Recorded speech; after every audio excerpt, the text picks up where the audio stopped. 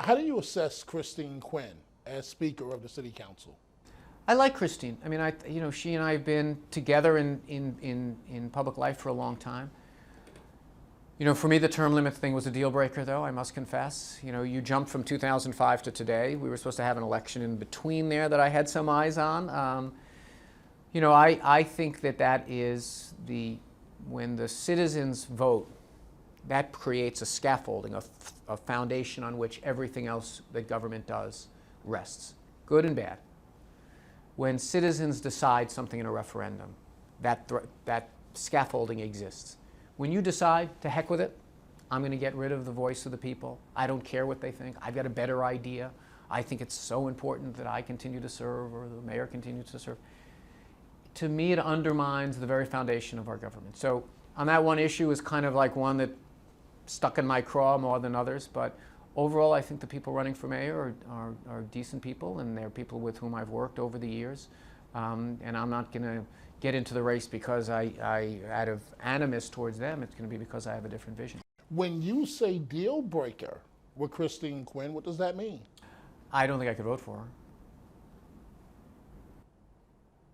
Even in the general? I hadn't contemplated that formulation. Ask me then. I've never voted for a Republican in my life. I think my arm might fall if I did. So I'll have to cross that bridge when I get to it. Bill Thompson. I think I see where you're going here. Look, there's going to be plenty of time for us to compare records. Right now, today, without me saying another word, you can compare our positions. Because I put out my book. They've got some that are out. No one has 64 ideas. But they can compare their own. But all the candidates, you're not going to you're not going to find me saying bad things about them. We might disagree on ideas, but I like everyone in the race. Why come back on Twitter? Dominic, Twitter didn't do this to me. Facebook didn't do this to me. I did this to me. I did a dumb thing. But social media, and you're an adept user of it, it has a place in government. It has a place to take away the filter that often leads people in high government places not to hear from their constituents the way they should. We just saw over the last couple of weeks in Boston, it's a remarkably powerful tool for people for two-way communication between citizens and government. So I am not going to be, I'm not blaming technology for what happened to me. Technology is going to be part of public life and part of governance for years to come.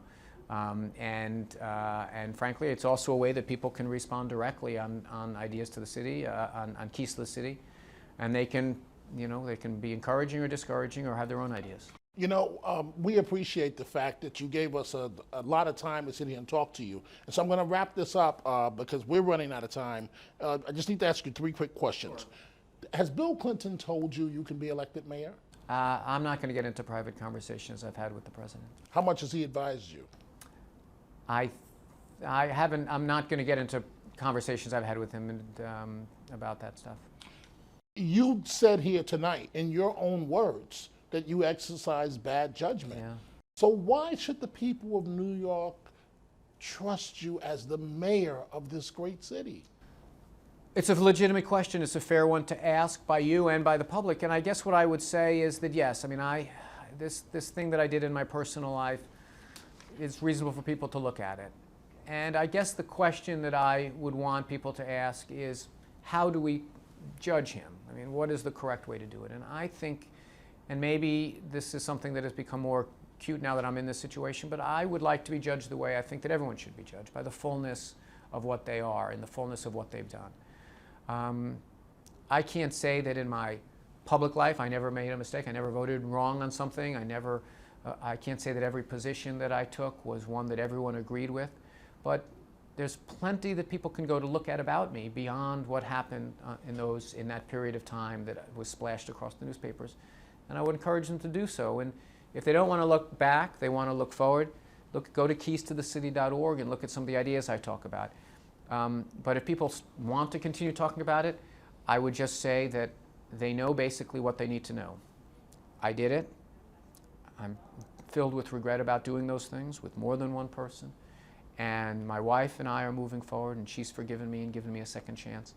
And so they know about that chapter of my life, and there's plenty they can learn about the other. I close this way.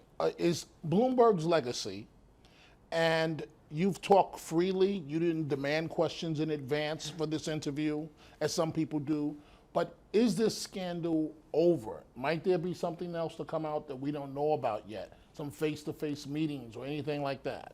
Well, I can tell you that I've never met the women that were at the other end of these anonymous conversations, and but I can tell you this: I didn't sell pictures to TMZ.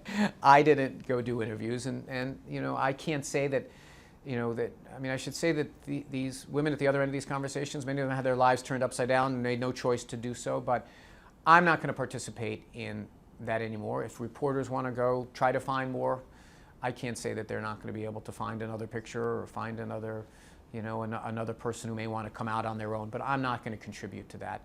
The basics of the story are not going to change. It's behind me. It was a huge mistake, and it's something I'm filled with Bloomberg's regret. legacy? Give me that question one more time. Bloomberg's legacy, and then we're done. What is his legacy? Look, I've disagreed with the mayor on many occasions. I spent a lot of time trying to, you know, make sure he didn't have a second term, let alone a third term. I think there are many things about Mike Bloomberg's legacy that he can be proud of. I think that racial tensions in our city under Giuliani had reached a boiling point, and he's done an admirable job turning them down. I think that some of his ethos of government, of kind of leaning into problems, I like. I mean, you might not always like his solutions, but I like the idea that he sees being mayor means being a spokesman for the urban agenda and things like guns and immigration. I said the term limit repeal was a deal breaker when we talked about Speaker Quinn. I think it is going to be something that is going to mar his legacy. I think that is going to be something that is seen as so fundamentally contrary to democracy and so fundamentally an example of the rich and powerful taking advantage of the rest of us, that it's going to be the thing that's going to be in his biography very prominently.